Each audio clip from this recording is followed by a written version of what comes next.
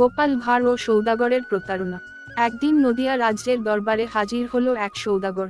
সে রাজাকে বলল, মহারাজ, আমি দূরদেশ থেকে এসেছি। আমি এমন এক পাথর এনেছি যা দিয়ে পানি সোনা হয়ে যায়। যদি কেউ কিনতে চান, তবে দাম 1,00,000 মোহর। রাজা পাথরটি দেখে আকৃষ্ট হলেন। তবে গোপাল ভাঁড় তখন দরবারে উপস্থিত ছিল। গোপাল বুঝতে পারল, সৌদাগর আসলে প্রতারক। গোপাল রাজাকে বলল, মহারাজ, পাথরটি সত্যিই মূল্যবান কি না তা পরীক্ষা করা উচিত। আমি একটি পরীক্ষা করে দেখতে পারি। রাজা অনুমতি দিলেন। গোপাল সৌদাগরকে বলল, পাথরটি দিয়ে যদি পানি সোনা হয়ে যায়, তবে আপনি নিশ্চয়ই ধনী। তাহলে কেন আপনি এত দূর থেকে এটি বিক্রি করতে এলেন? আপনি নিজেই তো সোনা বানিয়ে ধনী হতে পারতেন। সৌদাগর গোপালের কথায় কিংকর্তব্য বিমূঢ় হয়ে পড়ল। তখন গোপাল আবার বলল, আচ্ছা, আপনি যদি সত্যিই সোনা বানাতে পারেন, তবে আমাদের সামনে করে দেখান। আমি নিজে আপনার হাতে 1,00,000 মোহর তুলে দেব।